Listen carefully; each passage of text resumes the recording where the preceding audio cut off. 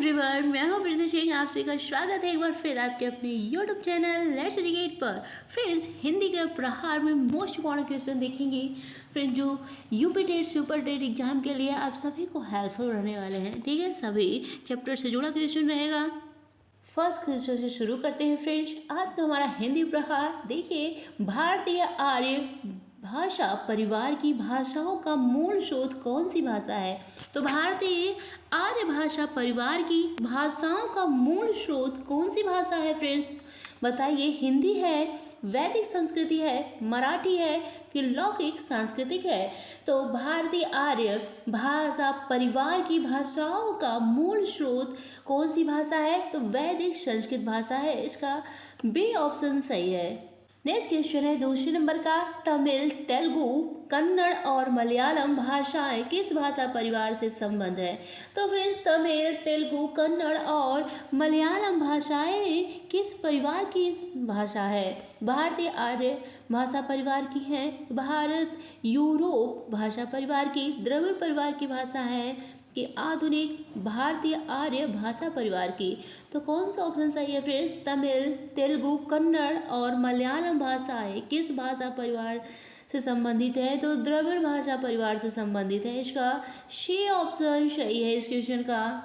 अगला क्वेश्चन है तीसरे नंबर का। भाषा का मूल रूप कौन सा है? भाषा का मूल रूप क्या है फ्रेंड्स? बताइए कि भाषा का मूल रूप क्या है? लिखित रूप है, बी ऑप्शन में है मौखिक रूप है, और श में है मानक रूप है, लास्ट में है साहित्यिक रूप। तो भाषा का मूल रूप क्या है? तो भाषा का मूल रूप होता है मौखिक। ठीक है फ्रेंड्स, क्या है मूल रूप? मौखिक रूप है। इसका बी ऑप्शन सही है तीसरे क्वेश्चन का। अगला क्वेश्चन है चौथे नंबर का। खड़ी बोली हिंदी का साहित्य रूप किस शताब्दी में विकसित हुआ है? तो खड़ी बोली हिंदी का साहित्यिक रूप किस शताब्दी में विकसित हुआ है? 18वीं शताब्दी में, 17वीं शताब्दी में, 19वीं शताब्दी में, 16वीं शताब्दी में? खड़ी बोली हिंदी का साहित्यिक रूप किस शताब्दी में विकसित हुआ है? तो 19वीं शताब्दी में विकसित हुआ है। चौथे क्वेश्चन का सी ऑप्शन सही है। 19वीं शताब्दी में खड़ी बोली हिंदी का साहित्यिक रूप फ्रेंड्स विकसित हुआ था। अगला क्वेश्चन है पांचवें नंबर का।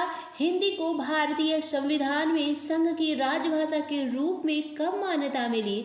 हिंदी भाषा को भारतीय संविधान में संघ की राजभाषा के रूप में कब मान्यता मिली फ्रेंड्स? बताइए। 14 सितंबर 1949 में मिली है, 14 सितंबर 1948 में, 14 सितंबर 1953 में कि 14 सितंबर 1950 में?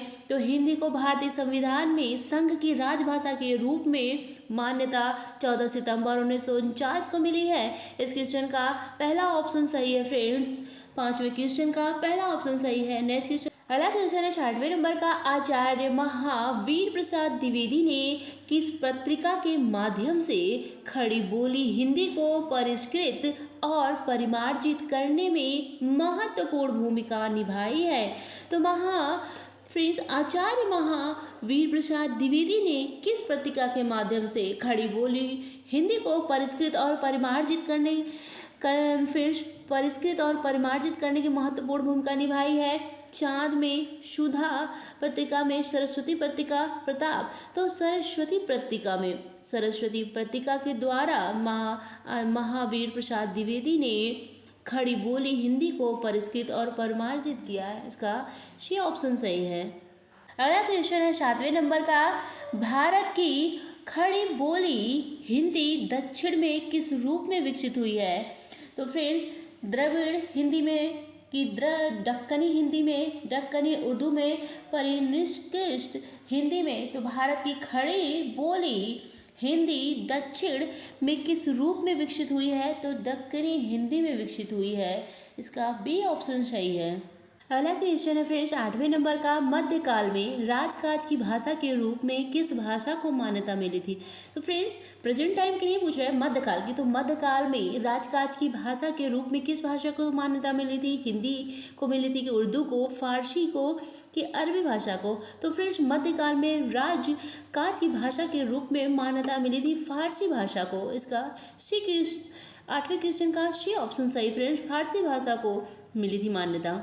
अगला क्वेश्चन है 9वें नंबर का, संविधान के किस अनुच्छेद के अनुसार संघ की राजभाषा हिंदी और लिपि देवनागरी है?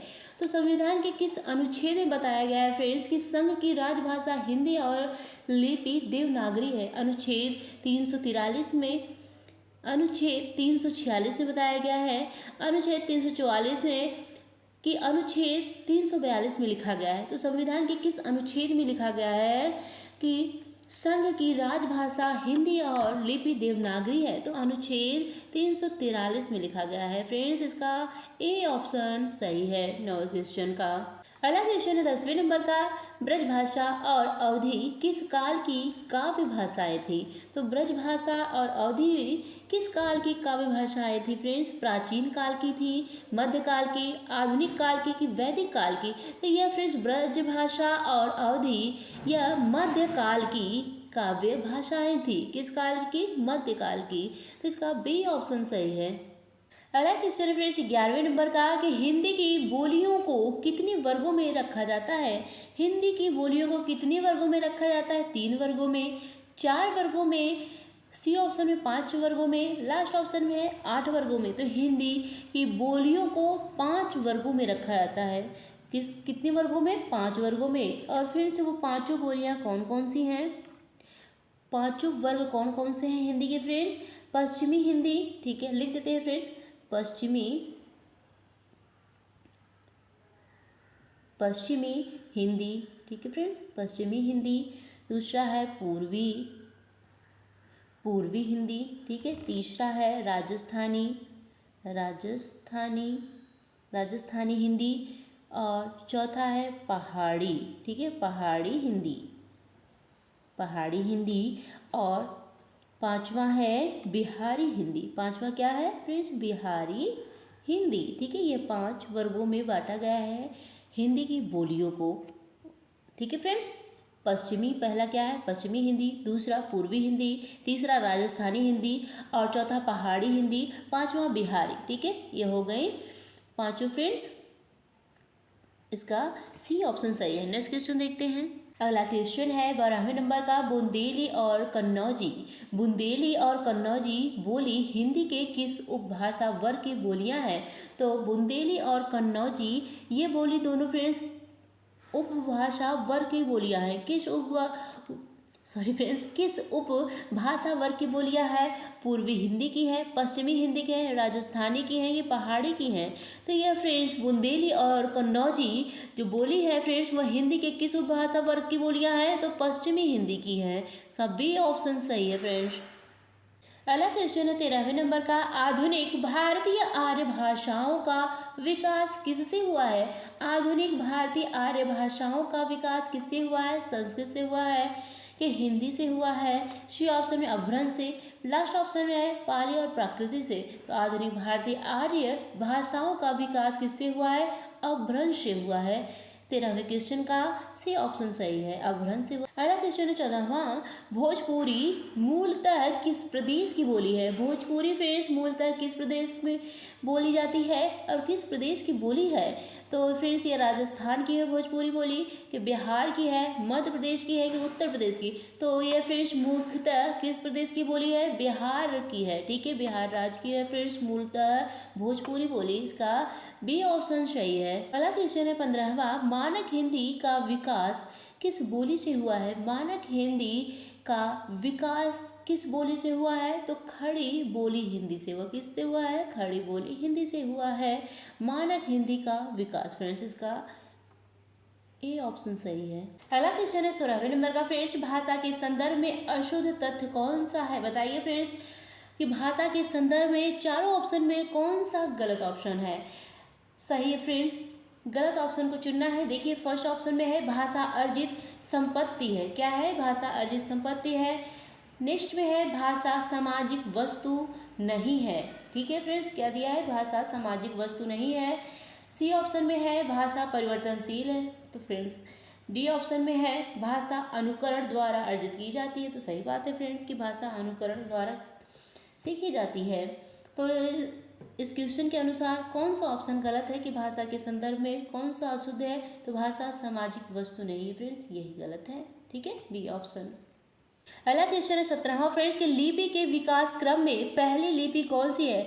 लिपि विकास के क्रम में से फ्रेंड्स पहली लिपि बताइए कौन सी है। भाव मूलक लिपि है, सूत्र लिपक दूसरे में है, सूत्र लिपि है, सी ऑप्शन में है चित्र लिपि और लास्ट ऑप्शन में प्रतीकात्मक लिपि। तो लिपि के विकास क्रम में पहली लिपि कौन सी है फ्रेंड्स। पहले जान लीजिए कि यह लिपि का विकास क्रम जो है वो किसने दिया है, किसने बताया है।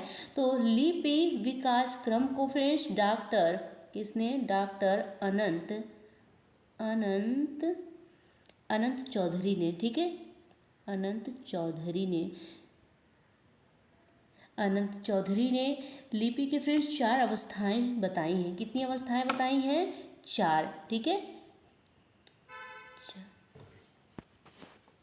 4 अवस्था बताई है। और चारों अवस्था कौन कौन सी है। पहली अवस्था है चित्रलिपि की, दूसरी अवस्था है भाव संकेत की, तीसरी है वर्णात्मक, तीसरी क्या है, वर्णात्मक, चौथी है फ्रेंड्स अक्षरात्मक, चौथी क्या है, चौथी है अक्षरात्मक, ठीक है। 4 लिपियाँ फ्रेंड्स इन्होंने बताई हैं डॉक्टर अनंत चौधरी ने। तो लिपि के विकास क्रम में हमको पहली अवस्था हम लोग को बतानी है, तो वो होगी फ्रेंड्स चित्र लिपि। इसका सी ऑप्शन सही है। अगला क्वेश्चन है 18वां, मैथिली कोकिल किसे कहा जाता है। तो मैथिली कोकिल के नाम से फ्रेंड्स जाने जाते हैं विद्यापति। इसका ए ऑप्शन सही है, विद्यापति जाने जाते हैं मैथिली कोकिल से। अगला क्वेश्चन है 19वें नंबर का, कृष्ण काव्य की अपार संपदा किस भाषा में है। कृष्ण काव्य की अपार संपदा किस भाषा में, आदि भाषा में, ब्रज भाषा में, खड़ी बोली में, मैथिली बोली में। तो कृष्ण काव्य की अपार संपदा किस भाषा में है, ब्रज भाषा में है। इसका बी ऑप्शन सही है 19वें क्वेश्चन का। नेक्स्ट क्वेश्चन देखते हैं। अगला क्वेश्चन है 20वें नंबर का, ब्रज भाषा, खड़ी बोली, हरियाणवी, बुंदेली और कन्नौजी बोलियां हिंदी की बोलियों के किस वर्ग की है। तो ब्रज भाषा, खड़ी बोली, हरियाणवी, बुंदेली और कन्नौजी बोलियां हिंदी की बोलियों किस वर्ग की हैं। पूर्वी हिंदी की हैं, पश्चिमी हिंदी की हैं, राजस्थानी की पहाड़ी या पश्चिमी हिंदी की बोलियां हैं। ब्रज भाषा, खड़ी बोली, हरियाणवी, बुंदेली, कन्नौजी, इसका बी ऑप्शन सही है। अगला क्वेश्चन और लास्ट क्वेश्चन फ्रेंड्स, आज हम इतने क्वेश्चन रखते हैं आज की वीडियो में। मुगल काल में हिंदी भाषा पर प्रभाव डालने वाली भाषा कौन सी है। इसका आंसर आप सभी कमेंट बॉक्स में कीजिएगा और फ्रेंड्स लाइक और सब्सक्राइब करना मत भूलिएगा। बाय।